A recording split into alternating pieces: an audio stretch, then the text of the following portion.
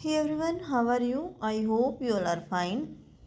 आज हम डिस्कस करने वाले हैं क्लास 11th में ज्योग्राफी का मॉडल टेस्ट पेपर, जो कि 2024 और 25 के लिए डिज़ाइन किया गया है। HBSC की ऑफिशियल वेबसाइट से हमने पेपर निकाला है। चलिए स्टार्ट कर लेते हैं।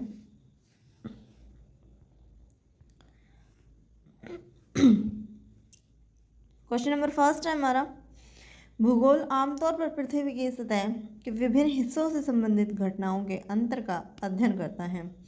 ये स्टेटमेंट या डेफिनेशन जो है वो किसने दी है या परिभाषा किसने दी? Geography studies the difference of phenomena usually related to different parts of the earth surface. Who gave the definition? ये डेफिनेशन दी गई है एल्फ्रेड हेटनर के द्वारा।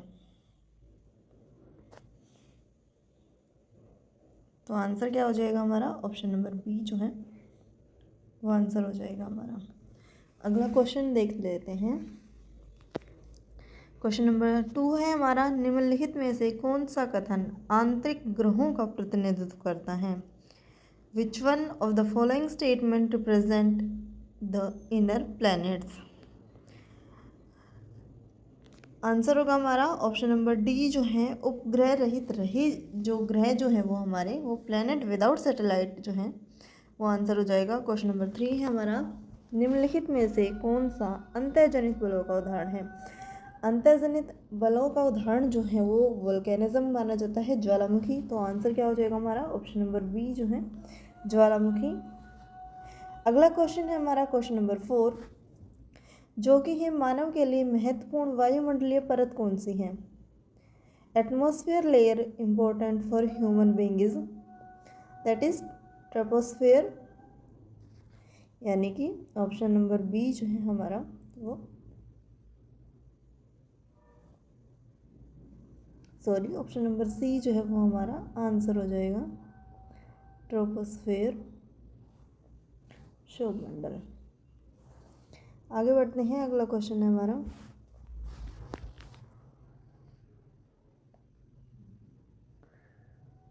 क्वेश्चन नंबर 5, निम्नलिखित में से कौन सा कथन कोपेन की ए प्रकार की जलवायु के लिए उपयुक्त माना जाता है?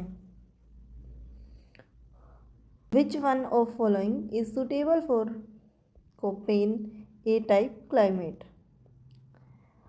फर्स्ट वन इज सभी महीनों का औसत तापमान 10 डिग्री सेल्सियस से नीचे।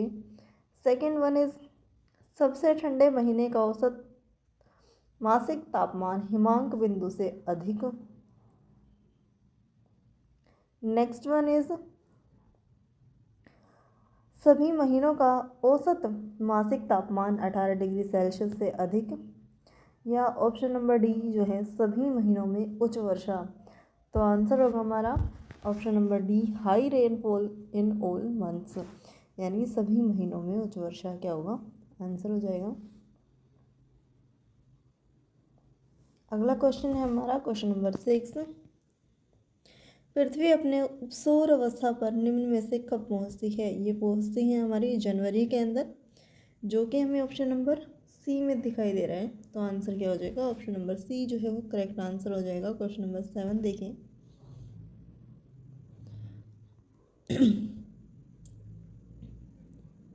क्वेश्चन नंबर 7 है हमारा, किस देश में पृथ्वी शिखर सम्मेलन आयोजित किया गया था? तो ये ब्राज़ील में आयोजन किया गया था। अगला क्वेश्चन है हमारा क्वेश्चन नंबर 8, भारत के लिए मानक याम्योत्र कौन सा देशांतर है? Which longitude is the standard meridian for India? इसके लिए हमारा आंसर क्या हो जाएगा? 82 डिग्री 30 ईस्ट। क्वेश्चन नंबर 9 देख लेते हैं एक बार।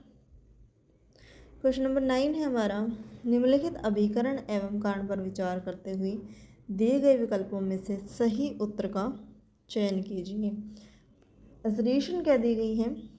Considering the following assertion and reason, select the correct answer from the given options. हमें दिया गया है assertion, हमारी अभिकथन क्या है? भारत अपनी भौगोलिक विशेषताओं के कारण विविध जलवायु का अनुभव करता है। बिल्कुल सही बात है। इसके लिए रीज़न हमें क्या प्रोवाइड किया गया है, भारत की जलवायु अक्षांश, ऊंचाई, समुद्र से दूरी, पर्वत श्रृंखला की उपस्थिति जैसे कारकों से प्रभावित होती हैं। यानी कि एक तरीके से दोनों बातें जो हैं वो बिल्कुल सही प्रतीत हो रही हैं, क्योंकि इंडिया में बहुत सारी डाइवर्सिटी जो है यहाँ पर देखने को मिलती हैं। भौगोलिक विशेषताएं जो है यहाँ पर बहुत सारी जो है वो हमें देखने को मिलती हैं, और इसके लिए जो है अलग जलवायु, ऊंचाई, समुद्र तल से दूरी, पर्वत श्रृंखलाएँ की उपस्थिति जो है वो इन्हें प्रभावित करती हैं, इफ़ेक्ट करते हैं। ये दोनों जो है वो सही हो जाएंगे। तो हमें देखना है किस जो ऑप्शन में हमें ये दोनों स्टेटमेंट सही दी गई हैं और रीज़न जो है इसकी सही व्याख्या दे रहे हैं। तो ऑप्शन नंबर ए जो है वह करेक्ट हो जाएगा।